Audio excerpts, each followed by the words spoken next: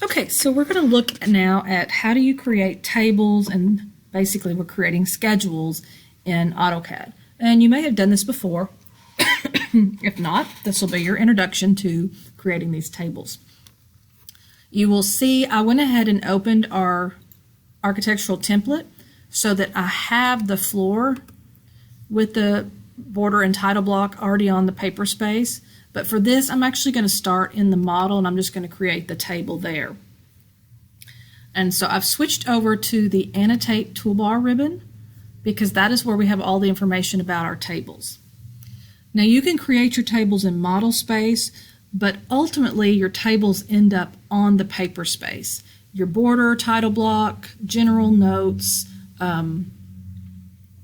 title information, scale, and door and window schedules usually always end up on paper space and not in the model space. Your model is basically your drawing and dimensions and your projections. So just keep that in mind. There will be two different sizes. If I do this in model space, then I need to keep in mind that my text height could be different because I'm using a different scale. I'm not going to do that for this exercise because I'm going to take what I create in my model space and put it on my paper space. But I'm just using model for now because it's blank and you can see what I want to try to accomplish. So creating your tables, you have your table icon, you have where it shows you different types of tables, and you have where you can manage your table styles. That manage table styles is the same as clicking the arrow next to it. Just like if I were creating text or dimension styles, I click on the arrow. And I'm going to go ahead and create a new table called door. And I'm going to make my modifications to that. So I'm starting my table just from scratch, so I'm not going to be changing that. The table direction in general usually always has the title, the header, then the data. If you were doing a revision block, you might change that to where it goes in reverse order because you always want the newest date of revision on top, so it goes in opposite order. That's really just how you change that. On the right-hand side, we've got different types of cells, so we're talking about which ones of these we can create add a different type of cell if we needed to do that. We don't. In most cases, you have a title, header, and data, so that's all we need. You don't have to do any fill on this.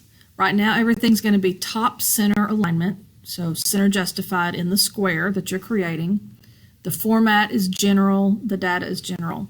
And you've got basic dimensions already there for how much space is between the lines, the margins, and the text. So all of that is there's really not anything you have to change on that first tab. Clicking over to the text tab, however, you can change your font style. So there's different fonts you can use. I'm just going to stick with the standard. And this is where I have to change text height. So if I were dealing in a 1/4 inch equals foot scale and I was going to leave my table in model space, I would need to adjust that to be 6 inches so I could actually see the text. Since I'm going to take it from model directly over to paper, I'm going to use our standard 1/8 inch text height.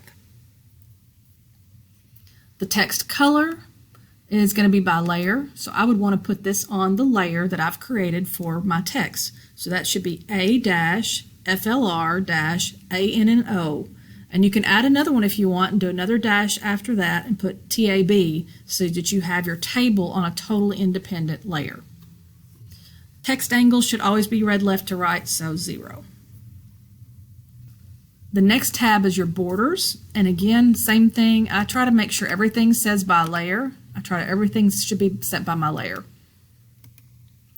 And then you also have where you can select how you want to apply borders. And this isn't any different than what you'd see in an Excel spreadsheet. So I want to make sure that I have all of my borders turned on. And we'll say OK. Then I'm going to highlight it and set that to my current layer and close. So I've just created the style of my table. So I don't have to redo that for my next type of table.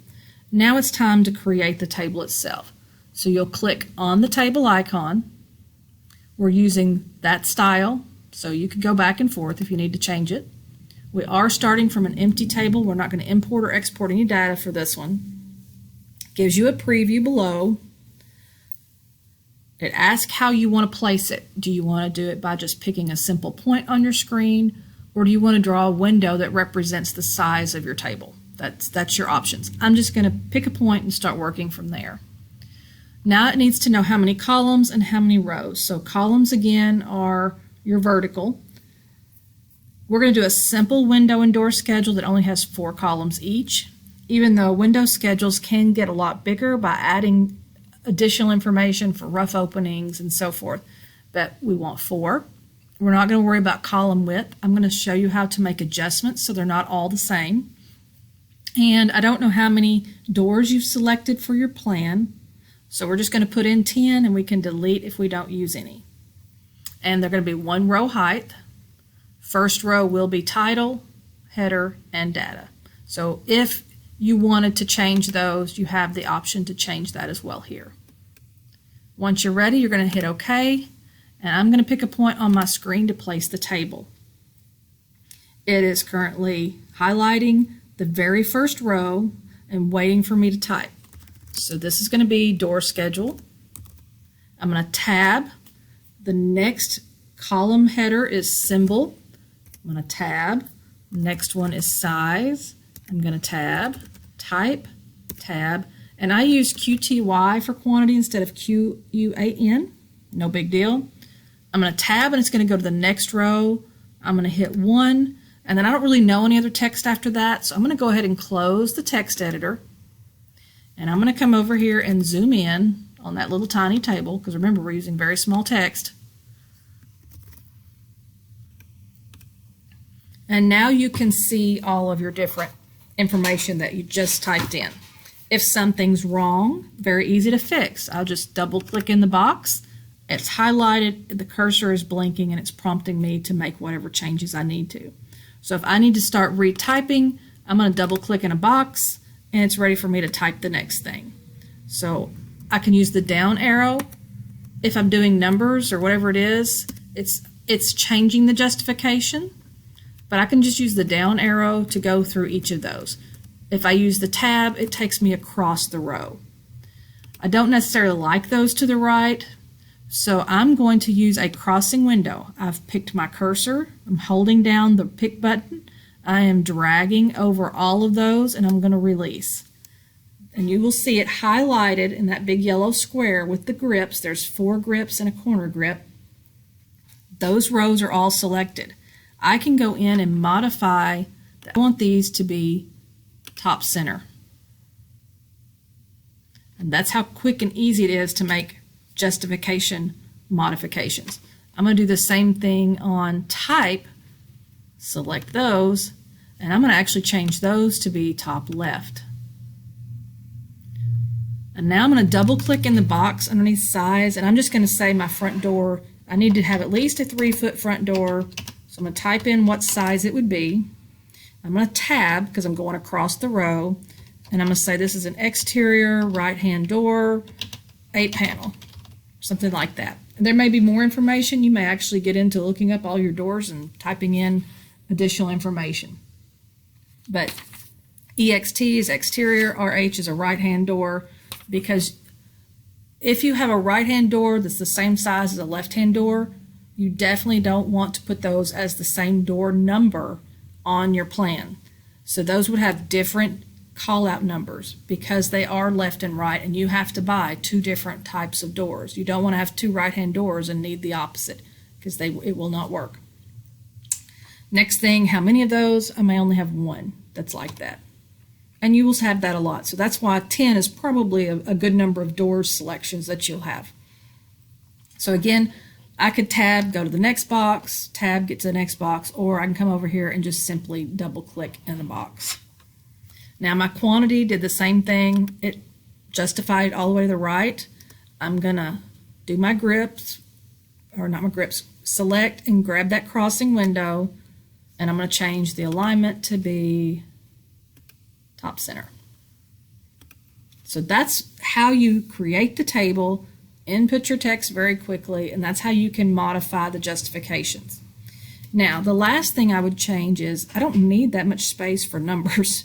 So I'm going to select on the table, and if I want to select an entire column, I just click on the A, the B, or the C, and it selects everything. So I'm going to select on A, and I'm going to change the size of that column. So the grips that you have, if you grab the grip, you can stretch and move the whole table by shrinking that column size. My C table actually may need to be bigger, so I'm going to grab that grip and stretch it the opposite direction and make it larger. Now I'm going to grab D, because quantity, I'm not going to need that big of a column. So I'm going to stretch that down. Hit my escape key, and so my table looks pretty good. And honestly, you could copy that table and just change the title at the top and say window schedule, or you can create a whole other table. I have my table, I have my font size, but I'm in model space. So if I now switch over to my floor plan and I do a zoom all, set that to scale, it's 1/4 inch equals 1 foot. I'm going to have to pan till I can find that thing I drew. See how tiny it is? Not going to work. It's way too small to use that table there. So I'm going to make sure I'm in paper space. I'm going to go back to that model tab, and I'm going to take this, whoops, I'm really crazy. I'm going to take this table, I'm going to go back to my home panel, and I'm going to cut that. I'm going to go over to my floor, and I'm going to paste. Now look how nice that size is. It's comparable to the other text. And depending on how you lay out your floor plan, how that all fits on this D-size sheet, you may have them all over here on the right, or you may have them all over here on the left. So I'm just going to place it there for now. And there's my door schedule. And I can do probably another paste of the same thing, either put it under it or right beside it. And I can line them up a little bit later. And double click in that first block. I'm going to delete that and say window schedule. Simple, simple. Now you have both your schedules.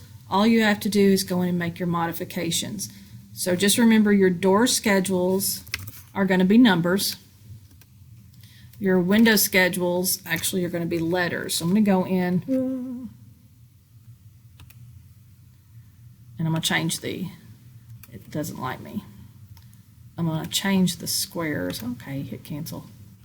Highlight all of those. They're not supposed to be numbers, so I need to change my format to text. Now I should be able to say A, and highlighted B, C, D, E, F, G, H. I is terrible, but it's still used. So sizes will be quite different. So I would have to change that. My type would be different. And I may have a lot less on the window schedule because you may have all of your windows are 36 inch by 50 inch. There's no left or right hand to that. So you don't have as many windows in yours as you would have on your door. So you may have less rows, but you may have 5 that are all the same size. So let me change this one. Double click.